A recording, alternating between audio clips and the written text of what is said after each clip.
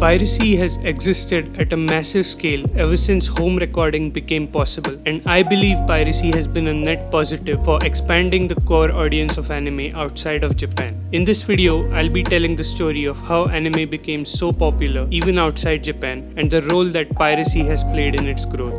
Let's take a deeper look at exactly how piracy has influenced the distribution of anime over the years. In the early days of anime, the vast majority of anime was completely unavailable legally in the United States, and the few officially licensed anime were either heavily edited for TV or on prohibitively expensive VHS releases, often selling for $20 an episode or more. In this setting, fansubs had some clear advantages, and many of the professionals involved in official anime translations today got their start as fansubbers. Even Crunchyroll started as an illegal fansub site before becoming a legal streaming service in 2008. In 2004, global anime and related merch sales had grown 10 times since 1993 to a whopping $80 billion.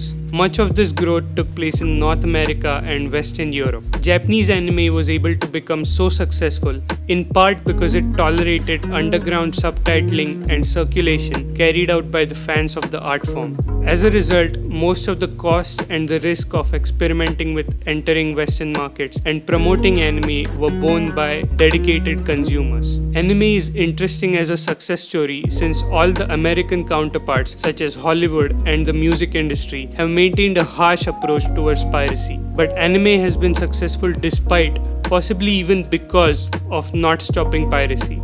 In the 80s as well as some of the 90s, the US market was mostly closed off to anime, but right now it is a massive industry where movies like Demon Slayer can net $500 million worldwide despite the global pandemic. This shift did not happen because of a concentrated effort from Japanese media companies, but due to American fans who used every technology at their disposal to expand the community of anime viewers. Before the internet, anime fans used videotape recorders to record their favorite anime shows from Japanese cable TV channels. They would then dub these shows in English by themselves and share them with their friends in other regions. Slowly but surely, anime fan clubs emerged across the United States, which held recordings of anime episodes that they would lend people. They would also hold marathon screenings to attract new members to the clubs. In the 70s and 80s, often the videos were shown without translation and paused at regular intervals. Someone would explain the plot during these intervals.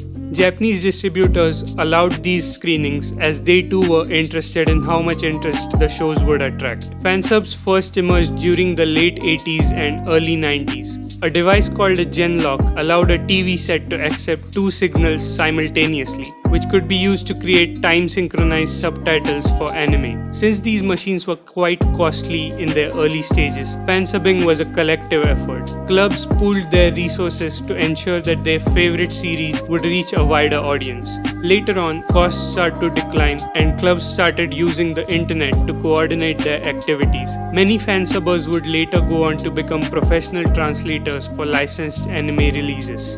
Videotape recorders had a problem, however. They had copy protection, which degraded the quality of every subsequent copy from recorded videos.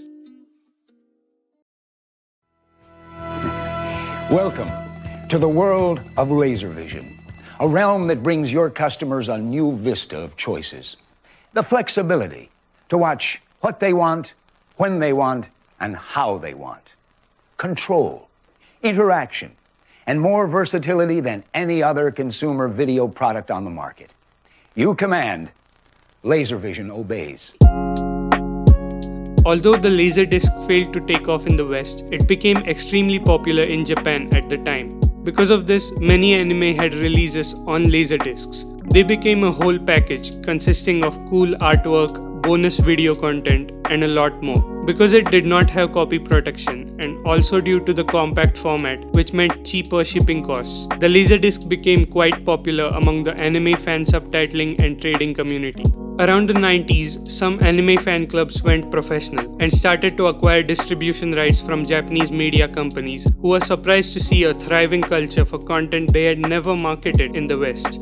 After clubs had started acquiring licenses for distributing anime, other clubs would stop distributing the licensed anime. This was because the clubs were simply trying to acquire new audiences, and the commercial copies were of higher quality. The widespread availability of high-speed internet has completely changed the piracy waters, so to speak, since now almost all anime is just a click away. This makes audience discovery a less convincing moral argument for piracy. However, data suggests that clamping down on piracy hurts merch sales and streaming revenue for newly released anime that is not from an established franchise or does not have a ton of marketing before release. On the contrary, for already established franchises that have a loyal audience, piracy is more likely to hurt overall revenue. A key observation that I felt was important while writing the script of this video is that Japanese media companies do not seem to have a culture of cracking down on piracy or derivative works like the United States. On the contrary, they encourage derivative works such as fan-made non-canon versions of manga. These self-published and/or fan-made manga are referred to by the term doujinshi. Surprisingly, the doujinshi market is estimated to be a whopping $810 million. Comiket is a biannual doujinshi fair held in Tokyo, which receives hundreds of thousands of visitors every time it's held. While some companies avoid making any statements against doujinshi artists to not invoke public backlash, others also stand to benefit from the doujinshi industry. They tend to discover a lot of talented artists through this industry. Hence, doujin artists are made to be part of the mainstream culture rather than being held accountable for copyright infringement and facing legal hurdles as they would in the United States. Currently, available estimates suggest that more than half of the international anime audience uses illegal streaming websites to watch anime. I believe this is because legal streaming for anime is significantly inferior to the various illegal streaming options that are available online. This is due to a lot of reasons, but the most important ones are that no single streaming service has all the popular anime available for streaming, but piracy websites do.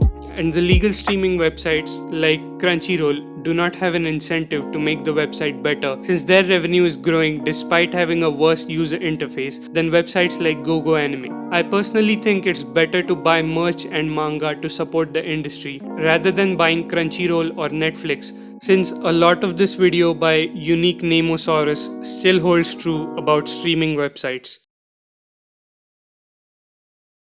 LimeWire is a program that lets you share files over a P2P network. Now, whoa, not all file sharing is illegal. Maybe most of it, but not all. There are free videos, games, and even music that people want to share legally. Another interesting case study for piracy helping in reaching new audiences is the music industry. Many artists have cleverly utilized piracy and the internet to their benefit to get their music discovered by more people. Soulja Boy, for example, clickbaited people before clickbaiting was even a thing and gained popularity by tricking people into listening to his songs by changing his song titles to those of popular songs and then uploading them to a music piracy website called LimeWire. Lil Nas X also effectively utilized TikTok to popularize his song Old Town Road, which broke the record for the longest consecutive run in the #1 spot on the Billboard Hot 100 chart. In a similar way, piracy websites and fan subs have and are currently being utilized by the anime industry to help reach new audiences at an ever-increasing rate. The reason people stopped pirating music was because of convenient alternatives such as Spotify and Apple Music. The reason people rarely pirated web series until piracy started making a comeback recently was because nearly all the popular shows were already on Netflix. Convenience. During the last 40 years, it has always been more inconvenient to legally view anime outside Japan compared to pirating it. And to this day, piracy still continues to be more convenient than legally viewing anime. The internet has had a huge impact on all entertainment industry. The music industry tried its best to regulate piracy out of existence, but after failing to do so, the industry slowly embraced the internet and was able to monetize viewers online while offering more convenient ways to listen to music. In the near future, this could also happen in the case of anime. However, Japanese media companies still remain detached from feedback from their global consumer base for the most part. I believe they should continue with the same approach since it has been working quite well for them so far. It's quite fitting for me to make a video about anime piracy, considering my very first video on YouTube was about how to recover bookmarks from kissanime.com. If you like this video, please consider subscribing to my channel for more cool videos like this one. Thank you for watching.